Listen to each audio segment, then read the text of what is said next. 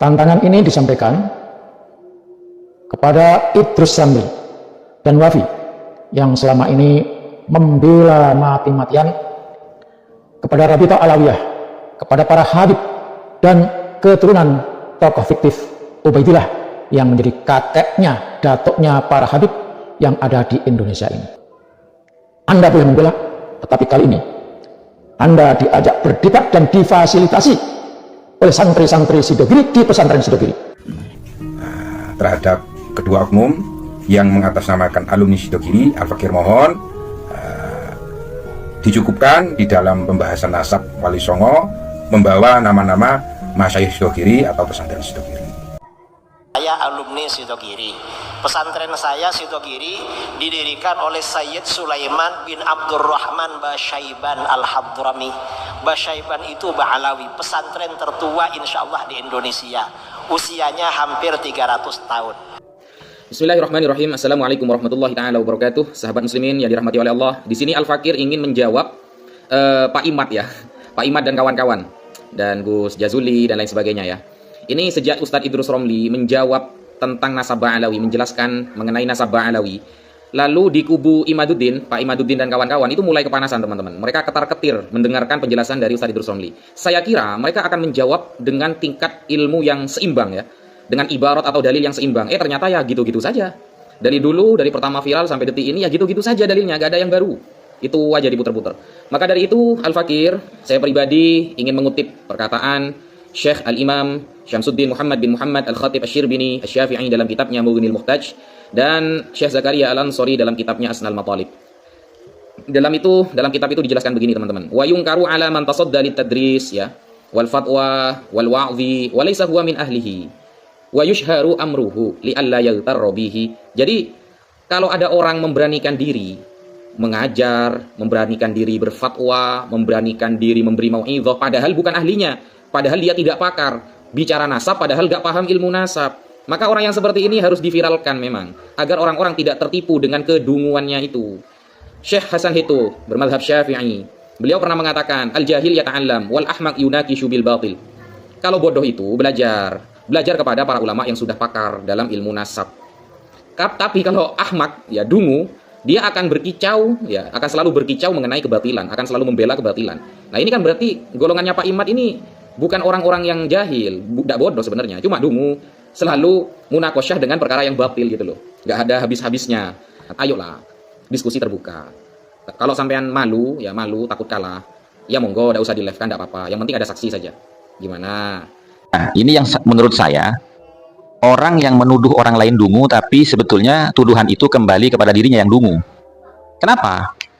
Mohon maaf ya, Ustadz Wafi ini kan informasinya alumni Sidogiri kan, gitu. Terus sampean itu mau cari kemana? Ulama an-nasabah level internasional, bukan lokal Indonesia, yang mengisbat nasab Wali Songo.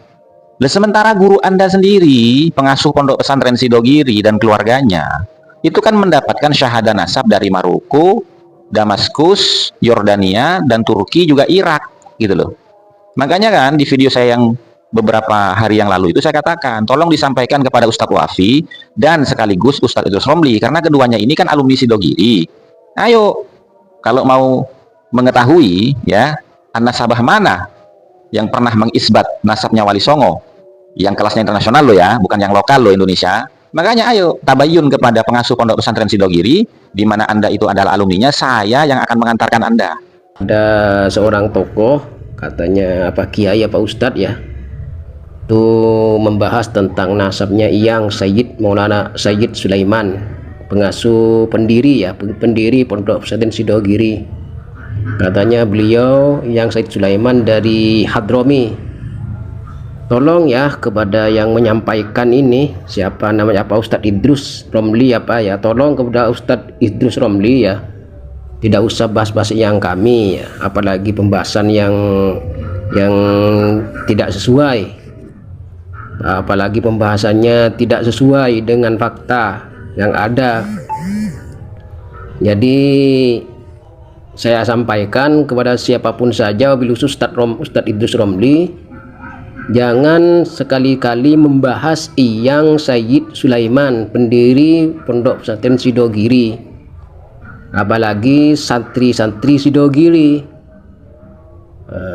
Apalagi walaupun misalnya membahas nasabnya yang benar, misalnya benar, itu masih mendingan, insya Allah mungkin masih tidak terlalu usul adab. Apalagi pembahasannya salah, keliru, pembahasan yang miring, itu kan sul adab namanya. Membahas nasab gurunya sendiri, mengaku santri Sidogiri, ternyata membahas yang Sayyid Sulaiman dianggap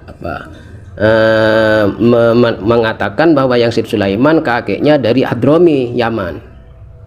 Itu kan termasuk pernyataan yang kurang baik namanya. Apalagi nasabnya gurunya, apalagi itu mengklaim gurunya dari Yaman, padahal yang Sayyid Sulaiman bukan dari Yaman, beliau itu dari Maroko dan dari Baghdad. Dari Maroko dan beliau dari dua jalur, dari Baghdad dan dari Maroko. Nah, itu usul adab namanya ya. Tolong kepada santri Sidogiri siapapun saja, jangan membahas yang Sayyid Sulaiman. Itu namanya usul adab ya, usul adab. Kalau pembahasannya benar, insyaallah masih mendingan, tapi pembahasannya salah. Seperti Ustadz Idrus Romli ini membahas yang Sayyid Sulaiman dibilang dari Hadrami, Yaman, itu keliru itu ya. Ustadz Idrus Romli itu keliru. Yang Sayyid Sulaiman bukan dari Yaman, tapi dari dua jalur, dari Baghdadi, dari Maroko, dari Al-Maghribi. Maghrib, terbenamnya matahari di negara Maghrib, Al-Maghribi, terbenamnya matahari. Kan katanya kan banyak pendukung Baklawi, termasuk Ustadz Somad. Ustadz Somad tahu, pernah mondok, pernah mampir ke Maroko. Tanyakan sama Ustadz Somad, beliau tahu mana letak negara Maroko itu. Jadi yang Sayyid Sulaiman itu bukan dari Yaman, tapi dari Al-Baghdadi, dari yang Syekh Abdul Qadir Jailani, dari Baghdad dan dari Maroko. Ya, mana sanadnya? Ada sanadnya. Itu ya. Ini pernyataan dari Idrus Romli tadi malam. Ini saya masih ada datanya, ada pernyataan beliau. Ini pernyataan beliau di video tadi malam. Itu sahabat ya, pernyataan buktinya ya. Ustadz tadi bilang bahwa yang Sayyid Sulaiman dari Hadrami ya, Yaman, Ba'alawi. Itu saya tolong kepada siapapun, kepada sahabat-sahabat dimanapun berada ya, terutama wabil khusus Ustadz Romli ini, Idrus Romli, dan santri-santri Sidogiri, yang Sayyid Sulaiman bin Sayyid Abdurrahman itu bukan dari Yaman ya, bukan dari Yaman, dari Al-Baghdadi dan Al-Maghribi, Maroko. Beliau dari jalur Syekh Abdul Qadir Al-Jailani qaddasallahu sil-aziz, dan juga ada jalur dari yang Sunan Gunung Jati juga. Apa sanadnya? Karena yang ayahnya yang Sayyid Sulaiman dulu, yang bernama Sayyid Abdurrahman, itu beliau dulu sebagai Kiai Ratohnya, penasihat raja di masa Tumenggung Iyang Aryo Mangkunegoro. Jadi yang Sayyid Abdurrahman itu dulu sebagai penasihat Iyang Aryo Raden Aryo Mangkunegoro bin Amangkurat IV, putra Amangkurat IV, dulu di Tumenggungan, di kerajaan Tumenggung Pemulengan, kalau sekarang dikenal dengan Pamekasan ya sahabat. Apa sanadnya?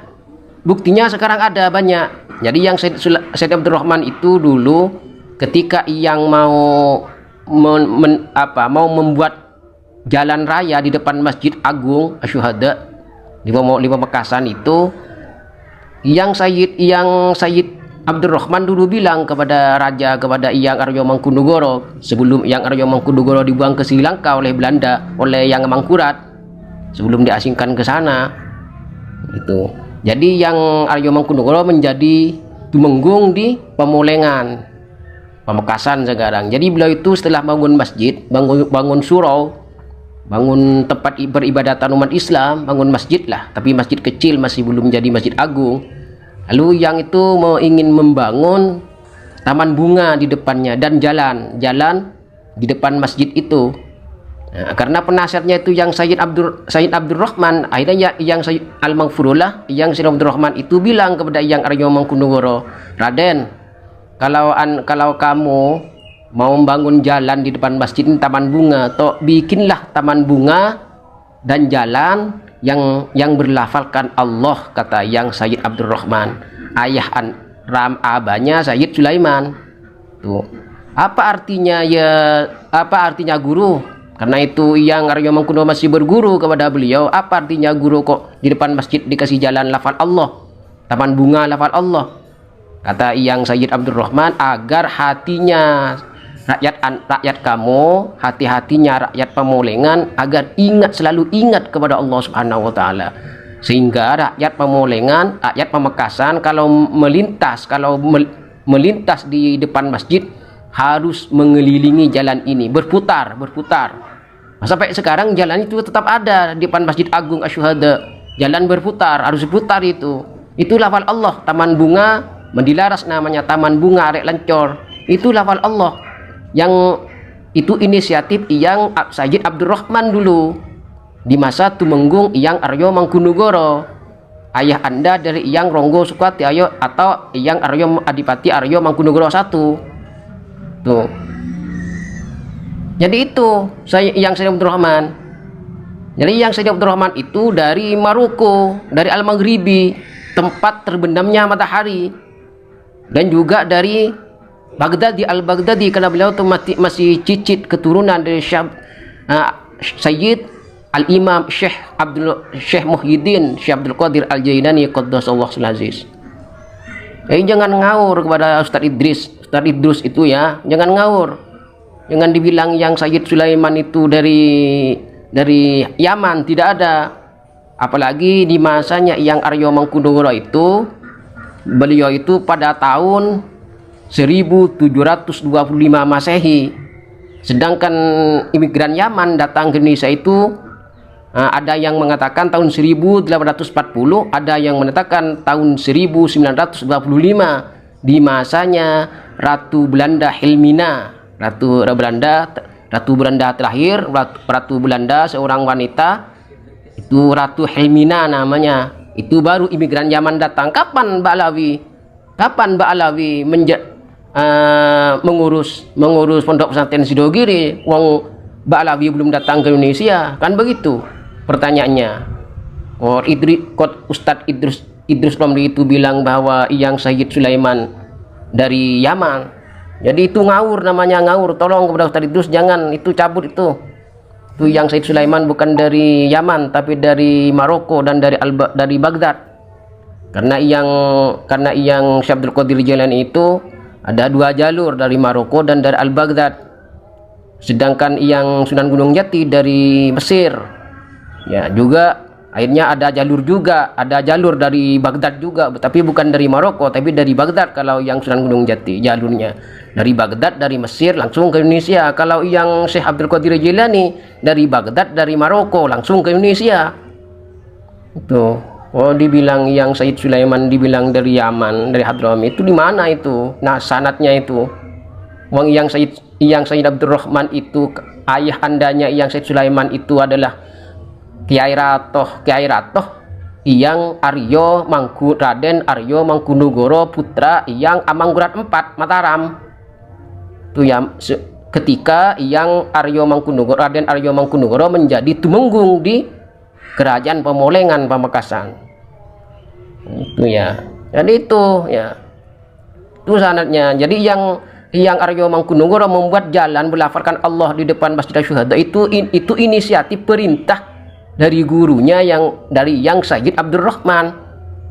Ayah Anda dari yang Sayyid Sulaiman gitu. Akhirnya yang Aryo Mangkunegoro itu punya putra Pangeran Adipati Aryo Mangkunegoro atau Raden Mas Said yang dikenal dengan Pangeran Sambarnyowo.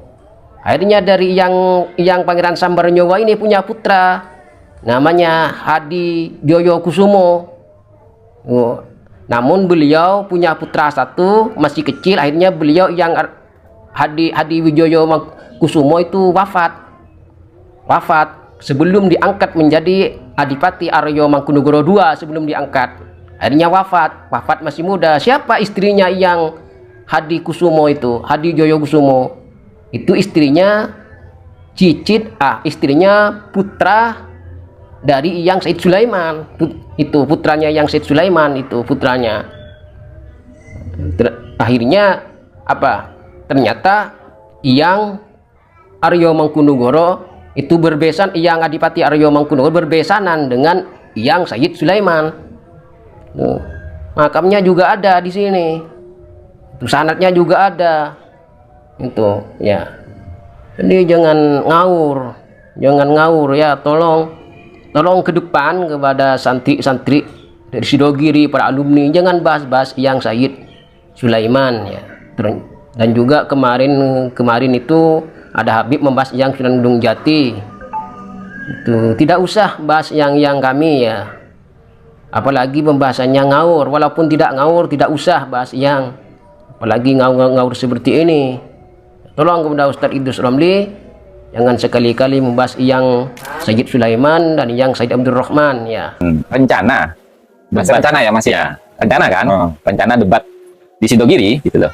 Kenapa dikatakan rencana, Gus? Karena kan gini, lawan debatnya, nah, ini kan perdebatan ini kan antara Kiai Imad ya dengan MDRA. Maksudnya Kiai Imad ini ya dengan timnya, gitu kan, dengan siapa saja yang mendukung Kiai Imad nanti gitu loh. Dan MDRA dengan siapa saja yang mendukung MDRA kan gitu. Nah ini kan MDRA-nya itu belum memberikan respon yang positif. Nah dari ajakan kita, gitu loh. Nah kemudian ada beberapa framing ya dari teman-teman yang kontra dengan kita, bahwasanya apa namanya, saya mengadu domba antara Kiai dengan Habaib, antara pesantren Sidogiri dengan Ba'alawi. Nah itu kan tidak tepat.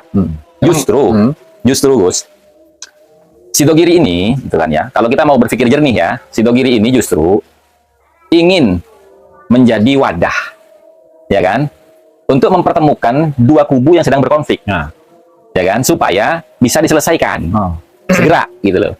Nah, sehingga tidak menjadi apa namanya, kebimbangan di masyarakat kita. Konflik yang berkepanjangan, gitu.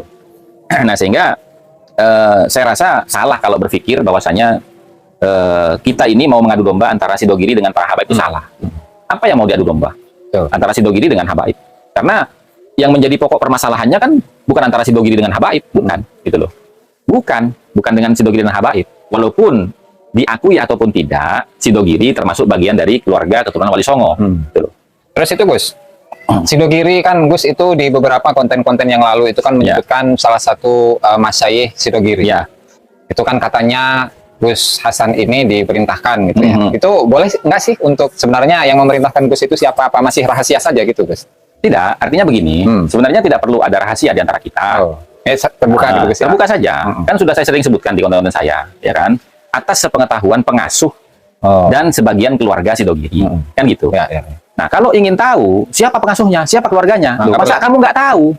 Kalau memang santri Sidogiri dan lama pesantren di situ, dan tentu apalagi sudah pesantren itu sudah 10 tahunan bahkan lebih, masa sih nggak kenal dengan keluarga dalam lah bahasa gitu ya? Iya, nggak mungkin kan gitu. Nah, artinya kan begini, kenapa masyayikh Sidogiri, pengasuh Sidogiri atau sebagian keluarga Sidogiri itu ya memerintahkan saya untuk seperti itu, untuk mengajak mereka datang ke Sidogiri untuk membicarakan tentang silsilah nasab Wali Songo. Karena seperti misalkan beberapa video yang di situ menampilkan statement daripada Ustadz Idrus Romli, ya, Ustadz Wafi, yang mana mereka itu menyatakan bahwasanya Wali Songo itu, ya, nasabnya itu adalah nyambung kepada Ba'alawi. Berdasarkan apa? Berdasarkan hasil kesepakatan Basul Masail yang dihadiri oleh 165 kiai, ya, 165 ulama, diantaranya ada kalangan Habaib di Sidogiri, gitu loh. Nah, maka ayo kita kembalikan ke Sidogiri, kan begitu. Kalau memang itu awalnya kesepakatan isbat nasabnya Wali Songo itu ke Ba'alawi terjadi di Sidogiri, maka kita kembalikan ke Sidogiri. Kalau begitu, itu sebenarnya Bahasu masail atau musyawarah mengenai nasab Wali Songo dengan ulama yang begitu banyak, 165 ulama itu ya. Itu memang tokoh-tokohnya siapa aja sih Gus? Masa dari 165 minimal 10 orang disebut gitu loh. Anda nggak sih sebenarnya itu siapa-siapa ulamanya? Kan yang disebutkan oleh Ustadz Idrus Romli itu kan Kiai Nawawi, ya, kemudian Kiai Muhammad bin Nuh, ya kan? Baru dua tuh. Kiai Abdullah bin Nuh ya, Kiai Abdullah bin Nuh, berarti kan itu Jawa Timur, Jawa Barat. Ya. Sisanya siapa? Nggak ada ya, nggak ada keterangan ya? Kan tidak ada keterangan. Jangan-jangan palsu itu Gus? Nah, wallahu a'lam. Karena mohon maaf, saya sendiri sudah bertabayun kepada beberapa masyayikh dan pengasuh itu tidak tahu tentang berita adanya Bahsul Masail tentang nasab Wali Songo yang disampaikan oleh Ustadz Idrus Romli. Ya, itu kan kalau mengacu kepada data yang disampaikan oleh Ustadz Idrus Romli itu diambil dari kitab Al-Madkhal ila Tarikhil Islam fi Syarqil Aqsa, Asia Tenggara itu kan ya. Dan di situ mengutip isi dari surat tadi yang dibacakan. Namanya saja nama-namanya nggak lengkap. Nah, iya. Kemudian juga kalau untuk misalkan Kiai Haji Abdullah bin Nuh, ya kita tahu lah ya kualitas beliau luar biasa dan beliau menyusun Ana Muslimun Sunniyun Syafi'iyun, kemudian juga Al-Muhajir, Waduriyatuh dan seterusnya, yang bersamaan atau kitab Al-Muhajir itu dikarang bersama dengan Habib Muhammad Dia Syahab gitu ya. Ya artinya dari situ beliau memang dari awalnya kan pro Ba'alawi. Sehingga wajar ketika Wali Songo kemudian diba'alawikan gitu Gus. Dan pertanyaannya untuk pertanyaan yang setelahnya itu kan kemarin juga kita saksikan ya potongan video yang katanya itu sebagian masyayikh Sidogiri yang seolah-olah menolak dengan adanya kajian nasab Ba'alawi gitu. Karena beliau memandang bahwa dengan adanya kajian tesis Kiai Haji Madudin ini yang mengkaji meneliti nasabnya Ba'alawi seolah-olah itu membenturkan dua golongan para ulama Kiai Nusantara dan juga para habaib. Itu sebenarnya gimana pandangan keluarga Sidogiri terkait dengan potongan video itu, Gus? Ya, saya rasa begini, seperti yang saya sampaikan tadi, ya, kita kan harus mendahulukan husnudzon, ya. Nah, sebelum kita mengetahui kejelasannya, kita kan harus berhusnudzon. Artinya begini, yang saya katakan tadi ya, Sidogiri itu mengajak untuk mengadakan diskusi, itu tujuannya kan untuk mempertemukan dua kubu yang sedang berseteru, supaya segera ada titik temunya, gitu loh. Nah, ini kan seakan-akan kan permasalahan ini itu dianggap sebagai adu domba, dianggap sebagai kebencian. Itu karena apa? Karena MDRA tidak kunjung menjawab. Padahal udah setahun lebih, Gus ya? Udah setahun lebih, gitu loh. Nah, kemudian mereka-mereka ini yang sebenarnya secara secara data dan silsilah mereka tidak ada keterkaitan dengan Ba'alawi, ikut berbicara menanggapi tesisnya Kiai Imad, gitu. Sebenarnya tidak ada masalah, siapapun boleh mengomentari tesisnya Kiai Imad, gitu loh, asalkan dengan adil. Tapi kan yang kita lihat selama ini kan semuanya berangkat dari statement yang tendensius, gitu loh, gitu. Nah, itu yang jadi permasalahan sebenarnya. Makanya kan kita ingin segera ya mengadakan diskusi akbar lagi, ya, dan berharap MDRA itu hadir, gitu ya, supaya jawabannya itu memang murni dari klan Ba'alawi, bukan dari orang-orang non Ba'alawi, gitu loh. Karena kan begini, yang lebih tahu keabsahan nasabnya Ba'alawi itu ya Ba'alawi sendiri, gitu kan. Adapun orang lain kan tidak mungkin lebih tahu dari Ba'alawi. Nah, sementara yang terbangun selama ini yang bisa kita lihat di media itu seakan-akan nih non Ba'alawi lebih tahu tentang nasabnya Ba'alawi daripada Ba'alawi itu sendiri. Kenapa saya katakan begitu lah? Ba'alawinya diem, ini nyerocos. Gitu ya. Gitu loh. Sebenarnya kalau untuk Wali Songo sendiri, ini menurut pengetahuan Gus Hasan ya, itu nyambung nggak sih ke Ba'alawi? Begini, kalau bicara masalah Wali Songo nyambung atau tidak ke Ba'alawi, ya sebenarnya kan kita sudah sama-sama tahu ya bahwasanya Maktab Daimi Rabithah Alawiyah itu kan pernah menampilkan satu video di mana Habib Ali bin Segaf itu kedatangan dua tamu itu kan dari Jepang ya, Korea itu ya Asia lah, orang Asia gitu kan, yang mana mereka melakukan penelitian tentang sejarah Nusantara kan, yang berkaitan dengan Wali Songo. Nah, jawabannya apa? Kami tidak pernah mencatat ya keluarga Abdul Malik ke bawah. Kami hanya mencatat sampai hanya kepada Abdul Malik saja, gitu loh. Lalu dia bertanya kan, si tamu dua ini kan, lalu siapa yang menyambungkan nasab Wali Songo ini kepada Abdul Malik? Jawabannya kan dari MDRA apa? Versi ahli ini sejarah. Versi ahli sejarah kemungkinan nasab Wali Songo ini nyambung ke sini. Kemungkinan ya? Kemungkinan kan? Kemungkinan. Iya, jelas itu di videonya kemungkinan. Kemungkinan. Iya. Artinya apa di situ? Dia mengatakan ini kan versi ahli sejarah yang mengatakan kemungkinan nasabnya Wali Songo bersambung ke sini, bukan nasabah. Ya, nah, ya. di situ sudah jelas ya bahwasanya MDRA sendiri memiliki standar yang sama. Bahwasanya kita tidak akan mengakui dalam arti mengisbat nasab berdasarkan perkiraan sejarawan. Tapi harus ulama an-nasabah. Kan begitu. Nah, kalau kita sudah paham di situ ya, maka bagaimana untuk menjawab pertanyaan tadi, apakah Wali Songo ini ada hubungan dengan Ba'alawi? Maka kita lihat bagaimana catatan manuskrip yang berkaitan dengan Wali Songo. Seperti manuskrip yang ditulis oleh Ki Suluki. Ki Suluki ini kan, ya, Ki Suluki kan di zamannya Sunan Giri. Sunan Giri memerintahkan kepada Ki Suluki untuk menulis silsilah nasabnya dari mulai Sunan Giri ke Kanjeng Nabi, kemudian dari Sunan Giri ke bawah sampai ke anak cucunya sampai kiamat. Kan begitu. Disaksikan oleh Sunan Bonang dan Kanjeng Sunan Kalijogo. Ya kan? Berarti kan kitab itu, manuskrip itu ya di zaman Sunan Giri ditulisnya. Gus punya manuskripnya? Ada. Yang kemarin saya tunjukkan ke panjenengan itu kan. Itu nggak boleh dipublis ya? Ya nanti itu urusannya LP3SN, Ki Hanan gitu kan. Ki Hanan. Artinya kan kita tidak boleh apa ya Gus ya, istilahnya ya udah itu bagiannya Ki Hanan lah gitu loh. Ya, porsinya masing-masing. Ya, porsinya masing-masing gitu. Tapi kalau untuk leluhur Wali Songo yang tercatat di situ, apakah ada tokoh-tokoh dari Ba'alawi, misalkan Abdul Maliknya Gus? Tidak ada. Nggak ada ya? Tidak ada. Bukan Ba'alawi Gus? Tidak ada. Bahkan di dalam kitabnya Syekh Abu Fadl As-Sinori, Tuban, ya apa itu namanya? Ahlul Musamarah. Itu kan beliau jelas tuh. Tidak ada indikasi ke Ba'alawi atau Yaman. Begitu juga di dalam kitab yang dijadikan referensi oleh Ustadz Idrus Romli, ya, Tarikhul Aulia, yang ditulis oleh Kiai Bisri Mustafa. Ya kan? Kan ada dua versi itu ya. Nah, tapi kan yang versi kedua, yang ke Ba'alawi itu kan bahasanya jelas di situ. Setengah riwayat. Gitu loh. Artinya kan tidak memastikan. Tapi Ustadz Idrus Romli kan hanya mengutip yang bagian kedua saja. Jadi amanah ilmiahnya itu kurang ya, sahabat ya. Ya, disitulah letaknya kecurangan daripada Ustadz Idrus Romli di dalam polemik nasab ini, gitu loh. Gitu. Kan kalau saya baca itu Gus ya di Martin Van Buisen, itu yang sahabatnya Gus Dur itu ya, yang dimana Gus Dur itu meminta kepada beliau untuk melakukan penelitian kitab kuning, pesantren dan tarekat. Nah, ketika beliau itu meneliti tentang tarekatnya Syekh Jumadil Kubro. Nah, di situ dicocokologikan oleh Habib Alwi bin Thahir Al-Haddad. Dimana kalau susunan Jumadil Kubro ya itu kan secara tata bahasa Arab itu memang nggak sesuai gitu dengan kaidah-kaidah Arab ya.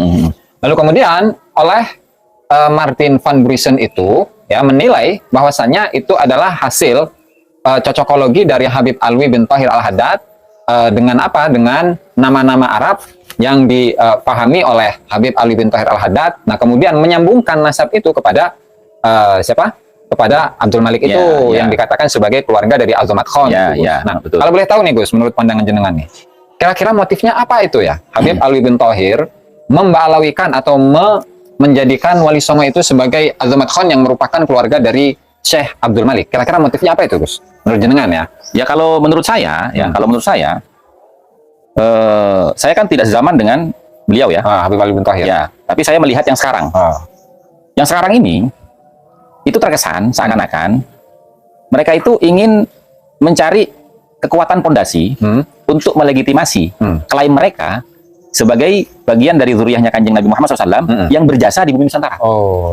Ya katakan mulai dari abad ke-13 Masehi itu ya Gus. Ya, sehingga kan keluar tuh pernyataan-pernyataan dari oknum-oknum Ba'alawi di mana kita sama-sama sering dengar kan, kalau tidak ada ulama-ulama Yaman, maka nenek moyang kalian masih menyembah batu dan pohon. Masya Allah. Kan begitu.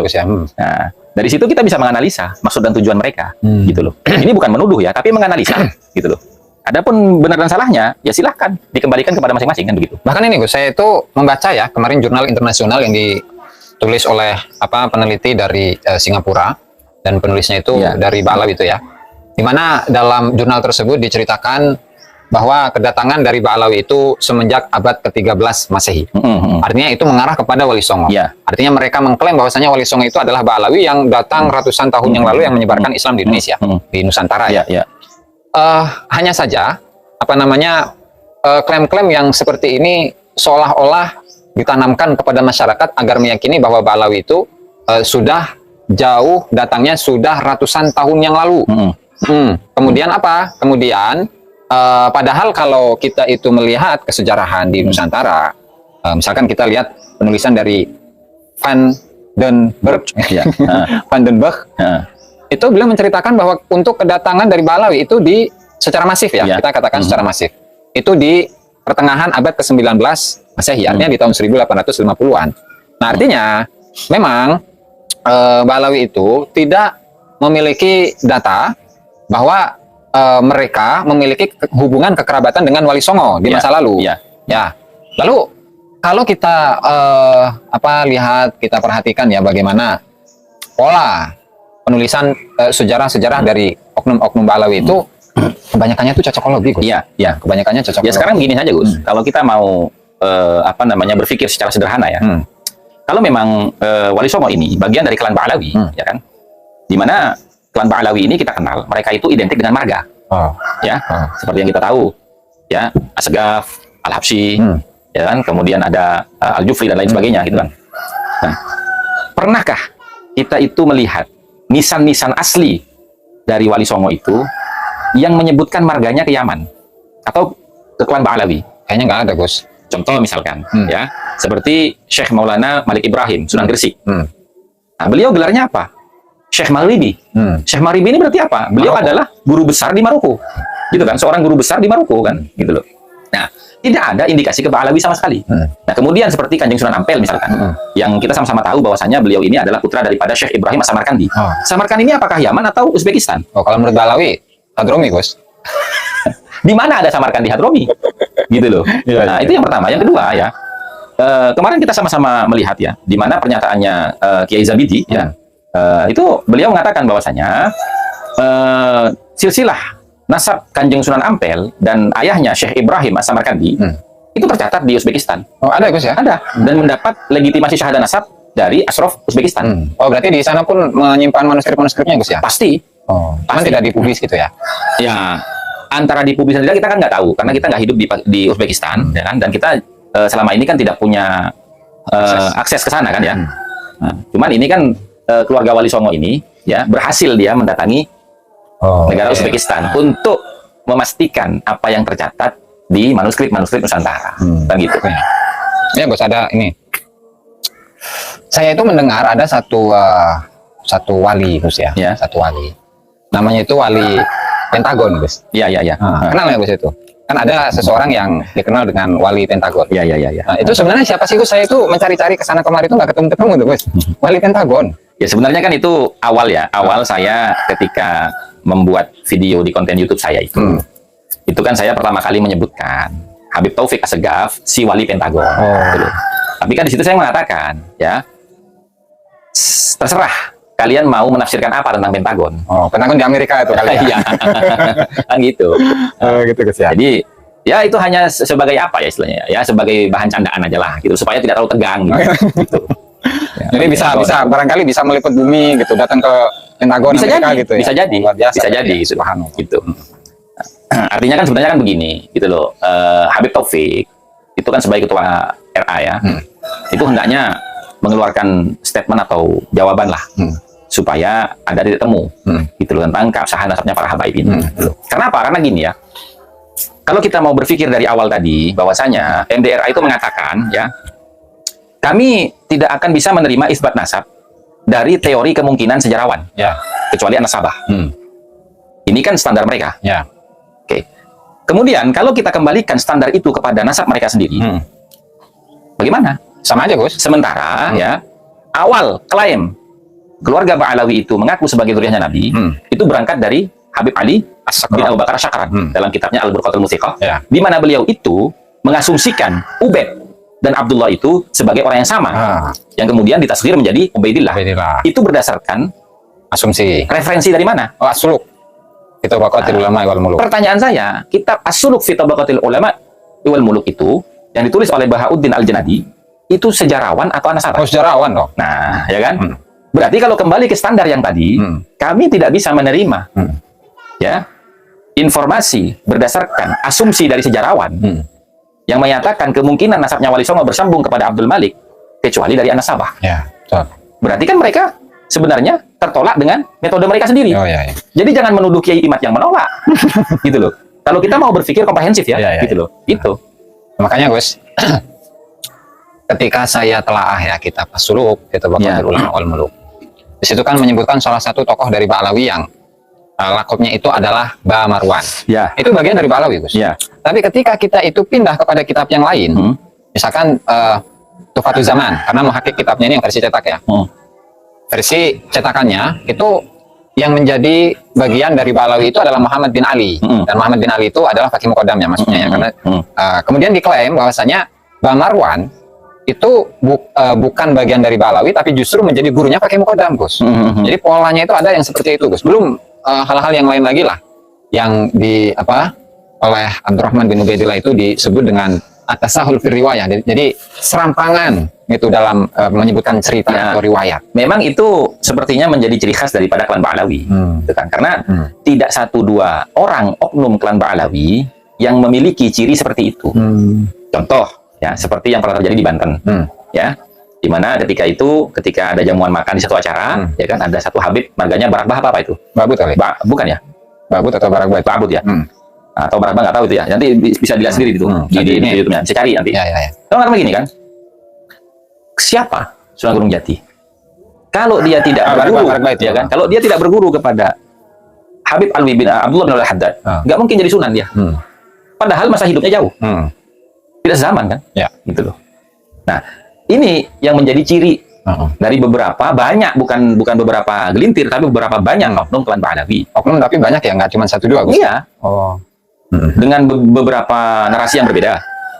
Ada lagi oknum klan Ba'alawi, dan ini bukan oknum yang istilahnya tidak punya tidak punya pengaruh sosial ya, karena dia bagian dari seorang pendakwah dan ulama gitu loh. Mengatakan kan bahwasanya Jawa ini bintu Tarim. Jawa ini adalah miliknya Aulia Tarim. Oh, ini dari mana? Gitu loh. Ada itu, Gus? Iya kan? Itu sudah viral videonya di YouTube itu. Kalau nggak salah kan dari Jawa Timur itu kan, ya Al-Muhdhar itu kan. Dia mengatakan bahwasanya tanah Jawa ini adalah miliknya Aulia Tarim. Gitu loh. Nah, ini kan mengindikasikan bahwasanya mereka ini punya gerakan yang terstruktur, terorganisir dan masif untuk menguasai negara ini melalui jalur-jalur itu. Gitu loh. Belum lagi dengan pemalsuan pembelokan sejarah kali ya. Betul. Mengenai makam-makam yang dibalawikan, bin Yahyakan, Mbah Abdul Malik itu ya. Betul. Mbah Abdul Malik di Banyumas, itu menjadi Ba'but. Jadi Ba'but. Kan. Jadi Pangeran Diponegoro yang merupakan leluhur dari Mbah Malik itu jadi Ba'but, Gus. Iya. Keturunannya jadi HBU semua harusnya ya. Iya. Nah, itu kan. Gitu loh. Nah, makanya kan sekarang begini. Jadi jangan menuduh kita ini sedang menebarkan kebencian kepada para habaib, tidak. Tapi kita ini sedang berusaha untuk meluruskan sejarah yang dibelokkan oleh klan Ba'alawi. Oknum. Iya kan? Apa klan? Ya, sekarang begini, kalau memang itu kita katakan oknum, kan bukan satu. Oh ya. Banyak kan ya? Terlalu banyak gitu loh. Bingung jadi ini. Iya. Loh, sekarang begini, misalkan satu contoh ya kan, Habib Lutfi itu membuat narasi yang sampai dipublis di NU Online, bahwasanya NU itu berdiri atas restu kakeknya. Oh. Tapi dihapus ya, Gus ya? Nah, itu saya nggak ngecek lagi tuh. Ya, tapi itu saya pernah baca. Gitu. Jadi ada yang menginformasikan, kemudian saya baca ternyata memang ada. Dan di websitenya Habib Lutfi sendiri, Kanzus Sholawat itu ada. Gitu. Sampai sekarang masih ada? Nah, itu nggak tahu, saya belum ngecek lagi. Udah dihapus atau belum? Gitu loh. Nah, ini kan pembelokan sejarah. Ya, betul. Nah, sejarah berdirinya NU. Yang kedua, sejarah bangsa Indonesia dibelokkan lagi oleh Habib Lutfi bin Yahya. Apa kata dia? Ketika dia menarasikan bahwasannya Habib Utsman bin Yahya itu adalah mufti pertama dan terakhir di Indonesia. Mufti Belanda kan itu mah? Nah, makanya. Nah, ini kalau tidak diluruskan, ya kan, 10 tahun ke depan, generasi muda ini akan menggunakan referensi yang salah itu. Sementara Habib Utsman bin Yahya ini, itu kan beliau masa hidupnya sampai wafatnya Indonesia belum ada. Indonesia belum ada. Dan beliau PNS kan, PNS-nya Belanda kan? Iya kan, Mufti Batavia. Batavia itu kan satu kota yang dikuasai oleh Belanda, yang awalnya Sunda Kelapa kan, gitu loh. Nah, kemudian begini, bicara mufti, ya kan, kalau dia mengatakan mufti yang pertama dan terakhir di Indonesia, berarti mufti-mufti keraton atau mufti-mufti kesultanan di Nusantara ini dinafikan semua oleh dia. Gitu loh. Dan ketika kita membantah ini, lalu kita dituduh sebagai penebar kebencian. Ya tidak. Salah lah. Ini kita sedang meluruskan sejarah yang dibelokkan oleh oknum. Dan oknum ini bukan biasa, karena oknum ini berpengaruh. Gitu loh. Nah, kemudian seperti pembelokan sejarah dan pemalsuan makam KRT Sumodiningrat. Ya kan? Nah, itu jadi bin Thalhah bin Yahya kan? Nah iya, nah ini dari satu orang berapa kesalahan yang dia buat yang harus kita klarifikasi demi untuk menjaga lurusnya sejarah bangsa kita, kan begitu? Betul. Gitu loh. Karena harga diri bangsa itu ada di dalam sejarahnya itu. Iya, Ketika sejarahnya itu dibelokkan, maka bangsa itu hakikatnya tidak punya harga diri, tidak tahu, tidak memiliki jati dirinya sendiri. Iya, betul, betul. Dan itu sangat berbahaya, gitu loh. Itu sangat berbahaya. Dan ini Gus, barangkali terakhir ya, karena udah lumayan ini, setengah jam lebih. Jadi saya itu teringat dengan tulisannya Kiai Haji Ali Badri di tahun sekitar 2005-an ya. Bahwasanya Dzurriyyah Wali Songo itu kan banyak ya. Kemudian dulu ketika Dzurriyyah Wali Songo atau beberapa Dzurriyyah Wali Songo itu belum mengetahui bahwa Wali Songo ini bukanlah masuk dalam klan Ba'alawi.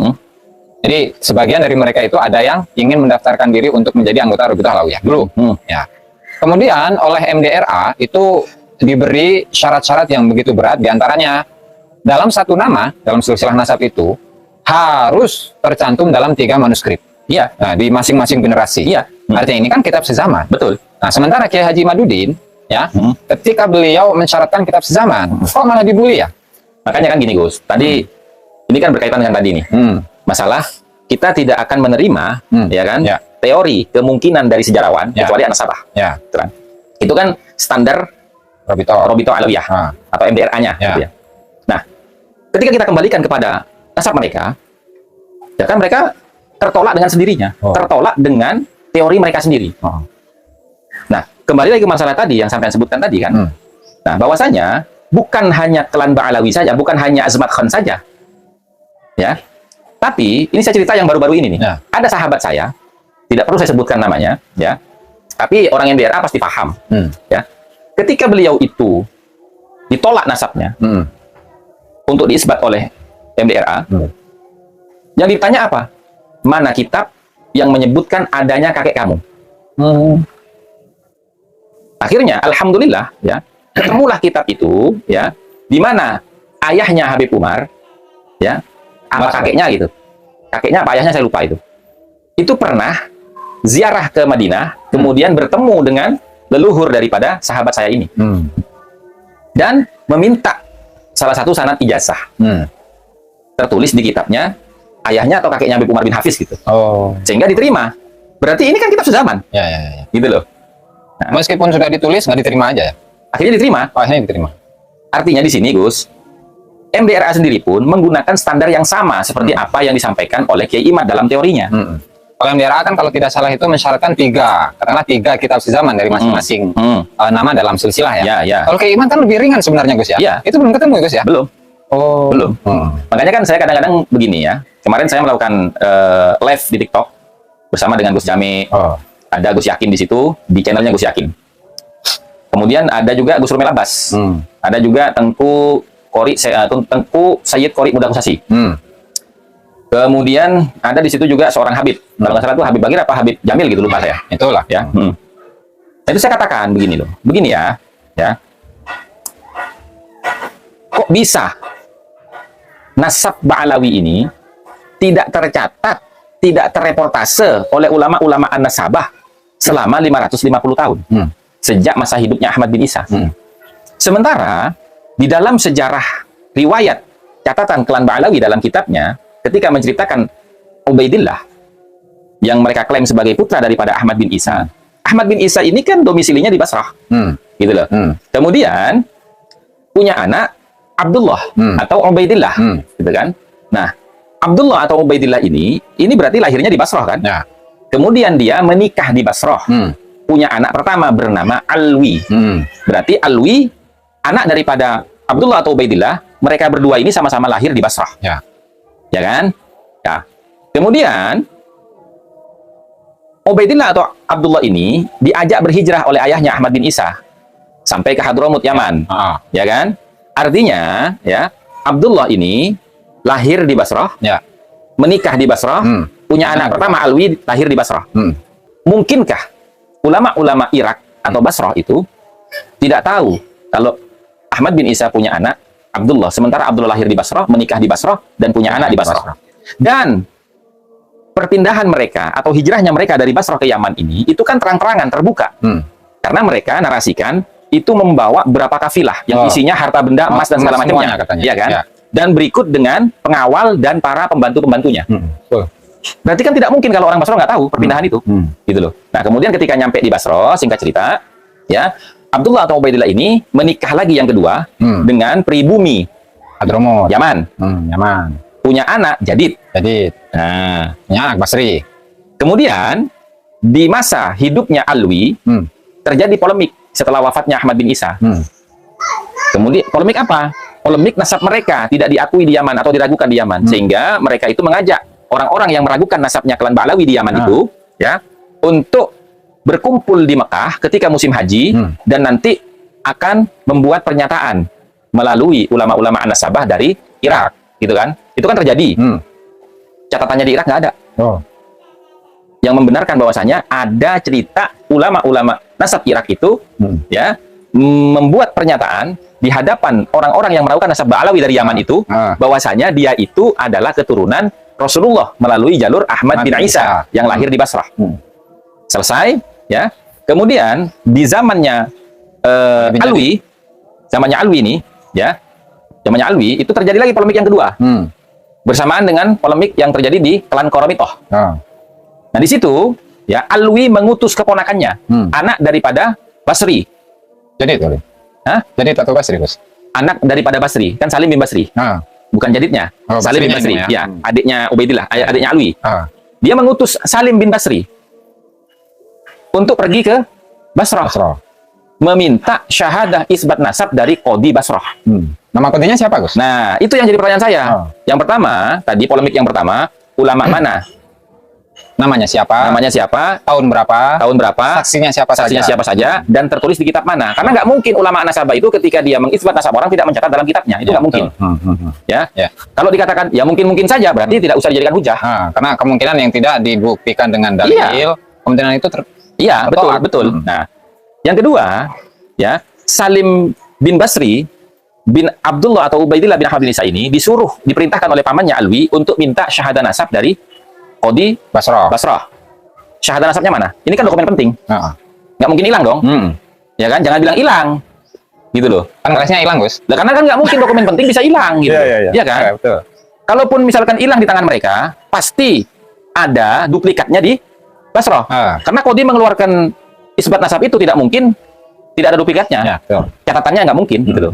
Kan begitu. Nah, kemudian pertanyaan yang ketiga, masa iya dia mengatakan perpindahan hijrahnya Ahmad bin Isa bersama dengan anak-anaknya Abdullah dan Alwi itu dari Basrah ke Yaman itu yang terbuka terang-terangan membawa harta yang banyak berupa emas dan perhiasan dan diiringi dengan oleh para pengawal dan pembantu-pembantu muhibbinnya 70 orang iya kan?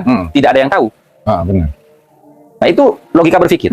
Bahkan ini, Gus, kan ibaratnya ya kalau kita jalan-jalan misalkan ke Jawa Timur, ke Madura, ya, kita bawa rombongan satu mobil aja, itu kan butuh dana yang gede. Betul. Sekarang ya. Betul. Apalagi yang kita bawa itu adalah 70 orang. Apalagi membawa harta-harta yang banyak. Memangnya nggak takut dirampok, tah? Apalagi di zaman itu, ya, di zaman itu nih, itu kan rute perjalanan ke Yaman, itu banyak perampoknya loh. Ya, betul. Apalagi di zaman Qoromitoh itu ya. Apalagi di zaman Qoromitoh kan itu. Nah, kan begitu logikanya berpikir gitu loh. Artinya begini, jangan gampang menuduh orang menebar kebencian. Jangan gampang menuduh orang ya membuat perpecahan di antara kiai dan habaib. Tidak, gitu loh. Tidak, tapi ini murni untuk memastikan dan meluruskan sejarah yang kalian belokkan. Gitu loh. Gitu. Jadi ini mudah-mudahan bisa menjadi jawaban ya bagi para netizen tentang satu hal yang di-framing oleh banyak orang atau yang pro Ba'lawi, bahwasanya kelompok Kiai Haji Imaduddin CS ini adalah yang menebarkan kebencian dan mengadu dombakan antara ulama dengan habaib. Padahal kan enggak ya, Gus ya? Enggak. Tapi demi untuk meluruskan sejarah itu sendiri. Iya, betul. Itu Gus ya. Betul. Kira-kira masih ada yang mau dibicarakan lagi, Gus? Saya kira untuk kali ini cukup ya. Cukup ya. Insya Allah di kesempatan lain kita podcast lagi. Insya Allah. Ya, barangkali itu saja yang bisa kita sampaikan dalam kesempatan kali ini. Kurang dan lebihnya kami mohon maaf yang sebesar-besarnya. Wallahu al-muwaffiq ila aqwamit thoriq. Wassalamualaikum warahmatullahi wabarakatuh.